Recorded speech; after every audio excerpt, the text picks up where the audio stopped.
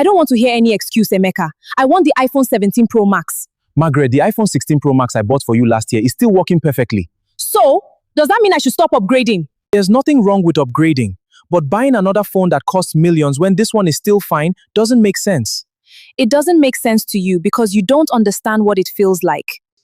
Understand what? To be the only woman in her circle using an old phone. Old? Margaret, that's one of the most expensive phones in the country. Not anymore.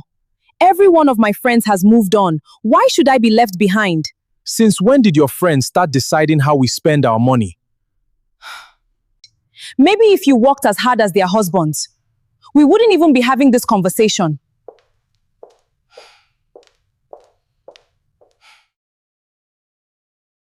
Margaret and Emeka had been married for almost 9 years and were blessed with 2 beautiful children. Emeka worked as an accountant in a reputable company.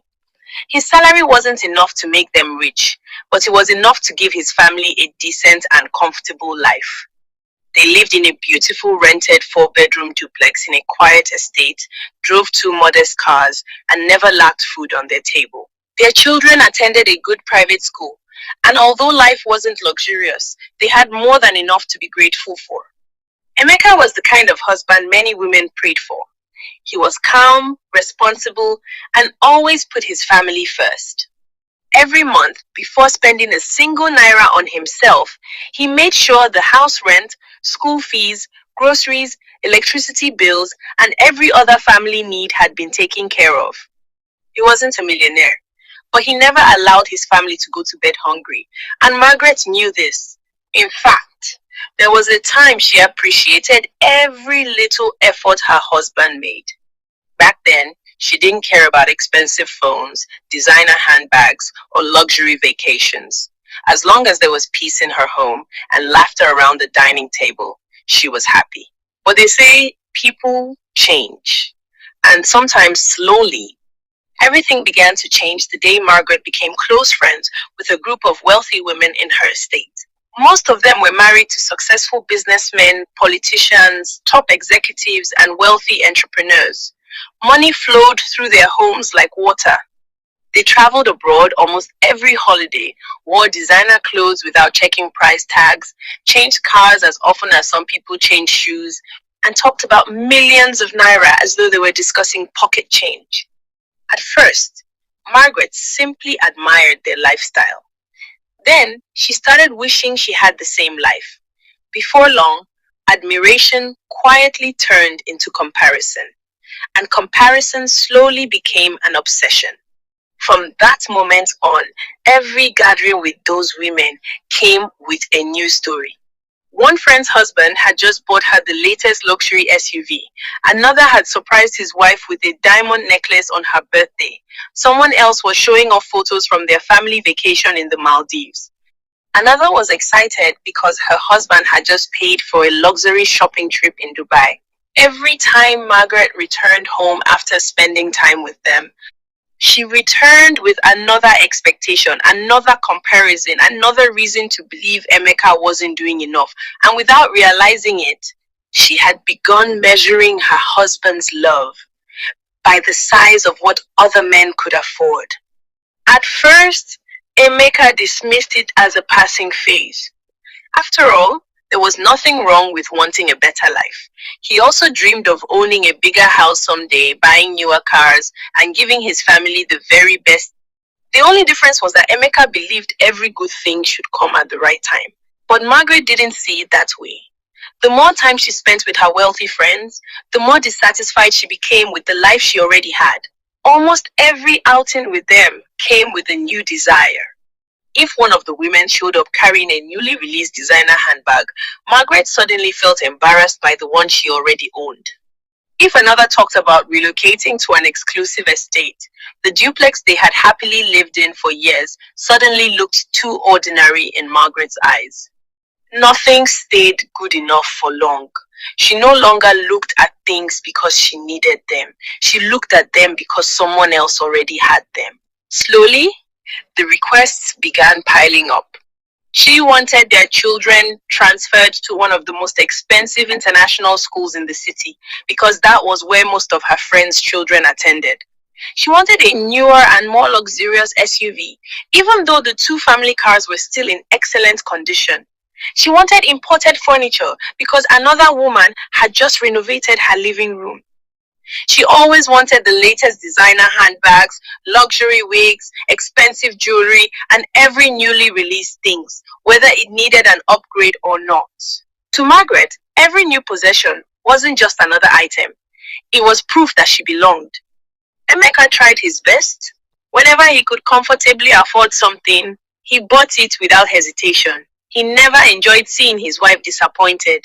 Watching Margaret smile always gave him joy. So, he constantly stretched himself just to make her happy. But over time, stretching himself became exhausting. Sometimes, he dipped into the family savings to fulfill one of Margaret's wishes. Other times, he postponed personal plans or delayed important investments because another expensive request had suddenly become urgent. Still, nothing ever seemed enough.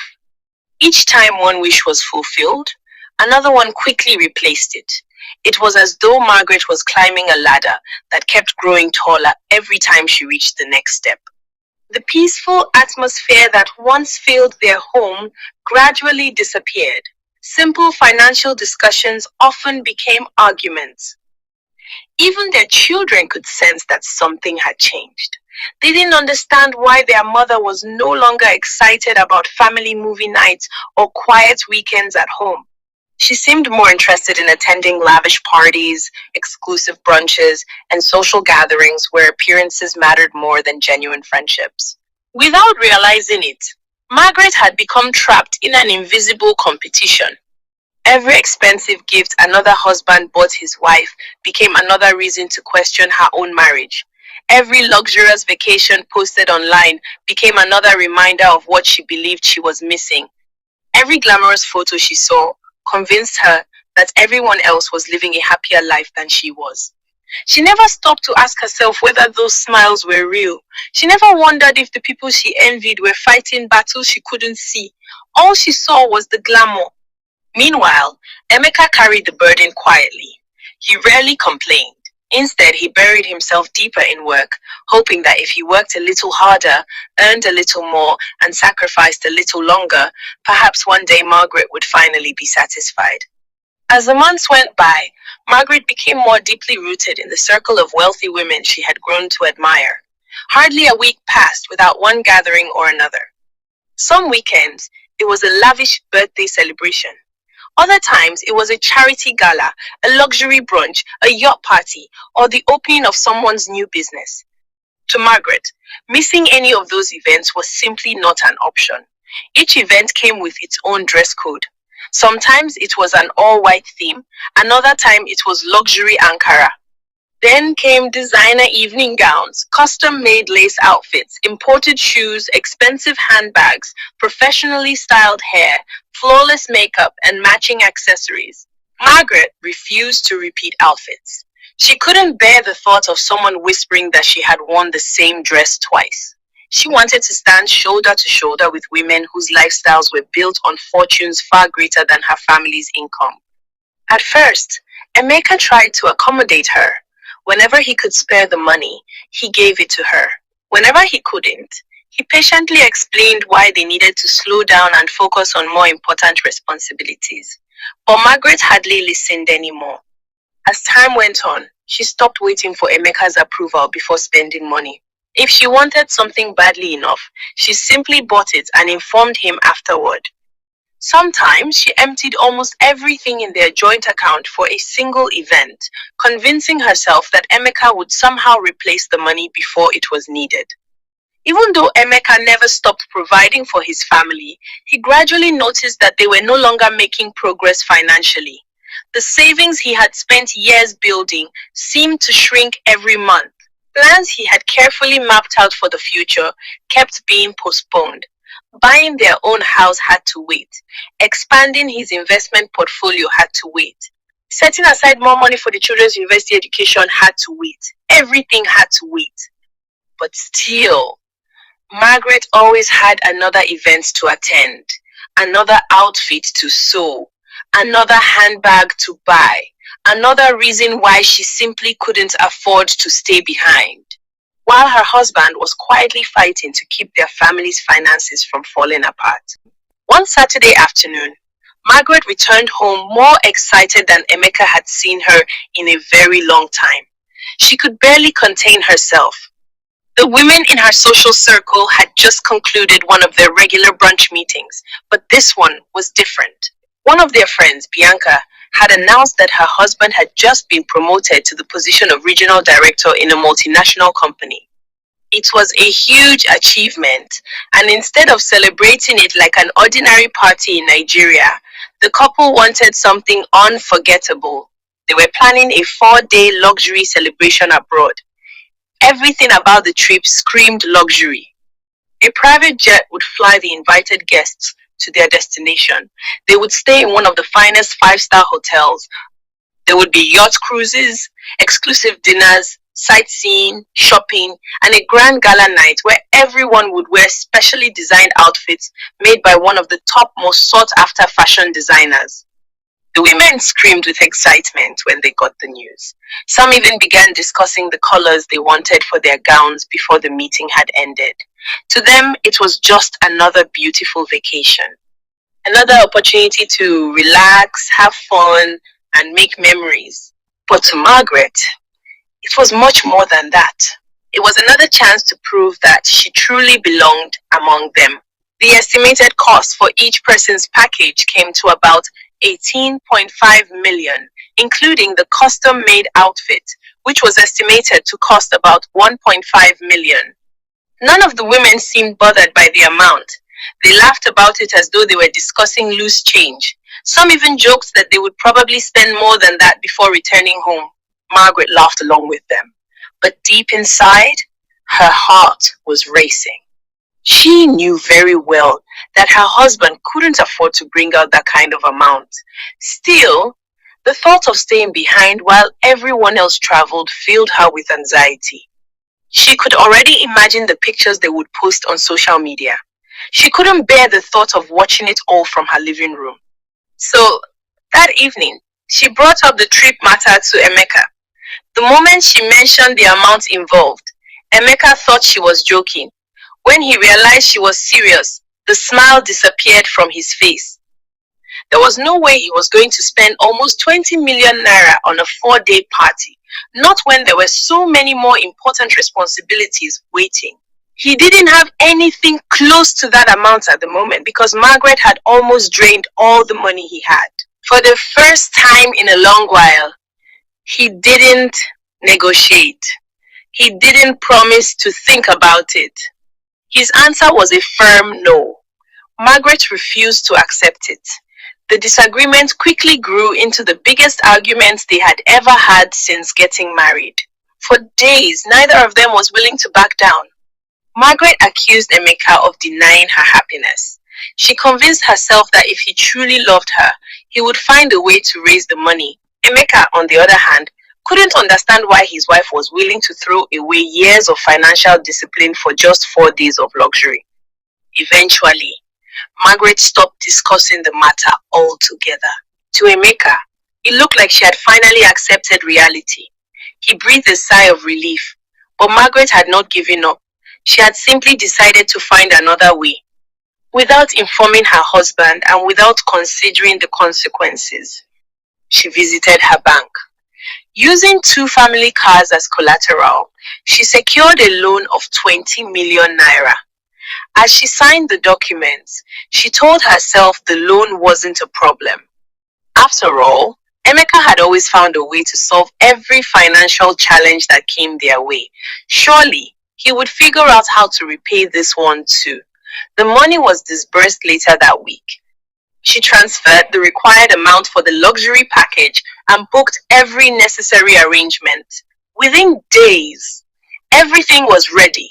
It wasn't until barely 2 days before the departure date that Margaret informed Emeka she would be traveling.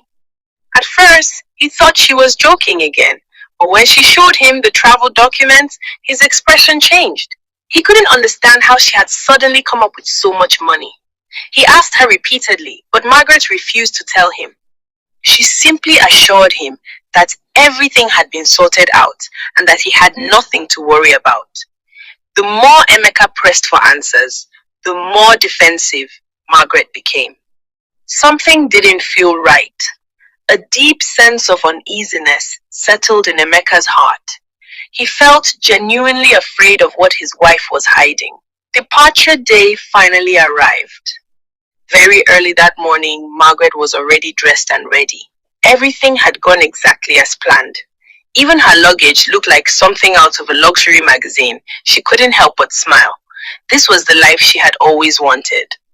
Outside, one after another, luxury SUVs pulled into the estate to pick up the women heading for the trip. The excitement was contagious. There were hugs, laughter, endless selfies and videos. Margaret had a smile that stretched from ear to ear. If anyone had looked at her that morning, they would have believed she had not a single worry in the world. Emeka stood quietly by the gate, watching everything unfold. He still didn't know where the money had come from. The question had haunted him for 2 days. As she wheeled her suitcase toward the waiting vehicles, Emeka made one last attempt to get the truth. But Margaret simply smiled, told him not to worry, and reminded him that she would be back in 4 days. Then the car zoomed off. Emeka remained standing there until the convoy disappeared from sight. Hours later, the women boarded the private jet that had been arranged for the celebration. For many of them, it wasn't their first time flying in such a luxury jet. Champagne flowed freely. Laughter filled the cabin. Everyone was already talking about the unforgettable memories they were about to create. Margaret sat comfortably among them, feeling as though she had finally arrived. For the first time since joining their circle, she no longer felt like the odd one out. She now belonged. Their destination was everything they had imagined. The luxury hotel rooms were breathtaking. Every meal looked like a work of art, and each day came with another glamorous activity. They cruised across crystal clear waters on a private yacht, explored famous tourist attractions, shopped at high-end designer stores, and ended the evening with an exclusive dinner attended by influential guests. Then, the grand celebration itself was even more spectacular. The beautifully decorated ballroom glittered with elegance. The women arrived one after another in their custom-made outfits, each trying to outshine the other. Cameras flashed from every direction. Music filled the air. Margaret enjoyed every single moment. She took countless pictures, recorded videos, posted glamorous updates. Her phone buzzed constantly with compliments from friends. Margaret couldn't have been happier. Meanwhile, thousands of kilometers away, life at home had taken a terrifying turn. Not long after Margaret left, Emeka finally discovered the truth. It happened on the second day of her trip. That afternoon, 2 officials from the bank arrived at the house to finalize some documentation relating to a loan facility that had recently been approved. Believing Margaret was at home, they politely introduced themselves and explained the purpose of their visit. When Emeka informed them that his wife had traveled out of the country, the officials appeared surprised. After confirming the house address and Margaret's identity, they briefly explained that they were there to complete the remaining documentation for a 20 million loan she had obtained using the family's 2 vehicles as collateral. At first, Emeka honestly believed there had been a mistake. His wife had never mentioned taking any loan. Neither of them had discussed borrowing such a huge amount of money. As the official showed him the relevant documents bearing Margaret's details and signature, the color slowly drained from his face. Everything suddenly made sense. The expensive trip, her refusal to answer his questions. It all came crashing down on him. How were they going to repay such a huge debt? What would happen if they defaulted? For the next 2 days, Emeka barely ate. He hardly spoke to anyone at work. The weight of the burden sitting on his shoulders became heavier with every passing hour. Then, on the morning of the 3rd day, as he was preparing to leave for work, A sharp pain shot through his chest. His vision suddenly became blurry. Within seconds, he collapsed onto the living room floor. His children were the first to see him as they were leaving for school. Their terrified screams echoed through the entire house. Neighbors rushed in, and an ambulance was called immediately. And before long, Emeka was fighting for his life in a hospital, completely unaware. Margaret was still smiling for cameras on the other side of the world. The celebration finally came to an end after 4 days of luxury, laughter, and endless photographs. The women packed their suitcases and prepared for the journey back home. Margaret was exhausted, but it was the kind of exhaustion that came from having too much fun. She couldn't stop scrolling through the hundreds of pictures she had taken. Friends and followers couldn't stop praising her elegant outfits, her expensive accessories, and the luxurious places she had visited. A few hours before they boarded the private jet back to Nigeria, her phone rang again. It wasn't the first time. Several missed calls had come in the previous day. Some were from neighbors, others were from unknown numbers. Even her son had tried calling her more than once. Each time, she assumed it wasn't anything serious. She convinced herself that if it had been an emergency, someone would have sent a text message. Besides, she didn't want anything to ruin the beautiful experience she had waited so long for. This time, however, she finally answered. The voice on the other end was shaking. Margaret's smile slowly disappeared. For a few seconds, she couldn't say a word. The only thing she managed to ask before the call ended was the name of the hospital. The entire flight back to Nigeria felt longer than the journey that had brought her there. The moment the plane landed, she didn't bother going home. She rushed straight to the hospital. Her heart pounded against her chest as she ran through the corridors, desperately searching for the ward she had been directed to. Nothing could have prepared her for what she was about to see. Inside the hospital ward, Emeka lay motionless on the hospital bed. Several tubes were attached to his body. Machines beeped steadily beside him. The once energetic and hard-working man whom she had left at home only a few days earlier now looked almost unrecognizable. Margaret froze. The expensive handbag she had carried all through the trip slipped from her fingers and landed heavily on the floor. Tears immediately filled her eyes. She slowly walked toward the bed, hoping someone would tell her it was all a misunderstanding. But it wasn't. The doctor gently explained everything. Emeka had suffered a severe stroke brought on by dangerously high blood pressure. According to the doctors, the intense emotional and mental stress he had experienced in the days leading up to the attack had likely played a significant role, although his life had been saved. The damage was already done. Recovery would take months, perhaps years. Even then, there was no guarantee he would ever regain full use of his body. Margaret felt as though the ground beneath her had disappeared. Every word the doctor spoke echoed painfully in her ears. She looked back at Emeka. Margaret could no longer control herself. She broke down beside the hospital bed. From that day forward, Margaret's life changed completely. The woman who once spent hours deciding which designer outfit to wear now spent her days moving between hospital wards, pharmacies, and physiotherapy sessions. Every morning began with medication. Every night was filled with worry. Emeka could no longer return to work. The stroke had left the left side of his body weak, and even speaking a complete sentence had become difficult.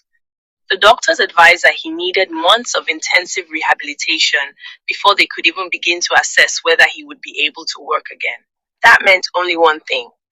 The family's only source of income had suddenly disappeared. For the first time since they got married, Margaret was forced to face the responsibilities Emeka had quietly carried all those years. There were school fees waiting to be paid. House rent was approaching.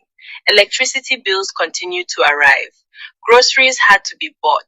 Hospital bills seemed to increase every week. And on top of everything, There was still the 20 million naira loan. At first, Margaret believed she could somehow manage it. She called a few friends, hoping they would lend her some money. Some promised to get back to her. Others simply said they were not in a position to help at the moment. Weeks soon turned into months. The bank began sending reminders. Then came warning letters. Margaret tried to negotiate. She pleaded for more time, but the bank had its own procedures. When the loan repayment was nowhere in sight, they activated the agreement she had willingly signed. The two family cars were repossessed. Margaret stood helplessly outside the house that morning as the recovery agents drove the vehicles away. She watched until they disappeared from sight. Those were the same cars Emeka had worked hard to provide. Within minutes, they were gone. To keep food on the table, Margaret started a small business selling food items. She had no experience, no business background. She simply learnt as she went. Some days were good, many days were not. Whatever little profit she made disappeared almost immediately. Part of it went to buying medication for Emeka. Another part went to feeding the family. The rest barely covered transportation to and from the hospital. As if that wasn't painful enough, another bigger problem surfaced. Without Emeka's salary, keeping up with the rent on the duplex became impossible. The landlord had been patient. He understood their situation and even gave them extra time. But sympathy couldn't pay rent. Eventually, the family was asked to vacate the house. The day they packed their belongings was one Margaret would never forget. The children quietly carried their belongings out of the house they had called home for years. Neighbors watched from a distance. Some whispered among themselves. Others simply shook their heads. Margaret couldn't bring herself to look anyone in the eye. They moved into a much smaller apartment in a less expensive neighborhood. There was no spacious compound, no beautiful balcony, no elegant sitting room, just a modest home they could barely afford. Life became a daily struggle. There were mornings when Margaret sat alone before everyone woke up and cried silently. Because she finally understood. She now knew why Emeka used to come home looking exhausted. She understood why he carefully planned every expense. She understood why he always asked her to be patient. She understood that providing for a family wasn't as simple as using the ATM card. Every time she helped Emeka into his wheelchair, she remembered all the times she had compared him to other men. And if regrets could turn back time, Margaret would have chosen 1,000 quiet evenings with her healthy husband over every glamorous moment she had spent trying to impress people who were never truly living her life. One afternoon, while Margaret was arranging goods in her shop, a luxury jeep stopped outside her shop. She looked up in surprise. To her shock, it was the same group of wealthy women she had once desperately tried to impress. Word had finally reached them about everything that had happened. At first, they didn't believe it.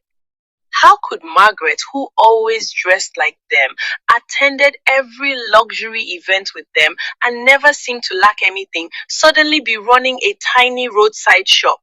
They had assumed she was as financially comfortable as the rest of them. Now, standing before her modest shop, they finally understood the truth. Margaret had spent years struggling to keep up with a lifestyle that was never truly hers. Before leaving that day, the women came together and raised a substantial amount of money to support Margaret and her family. It was enough to clear some pressing hospital bills, settle part of the outstanding debt, and expand her little business. Margaret received the money with tears streaming down her face. She thanked every one of them sincerely. She had learned, in the hardest way imaginable, that the richest life isn't the one that looks the most impressive. It's the one filled with peace, gratitude, and the people who stand by you when everything else is gone.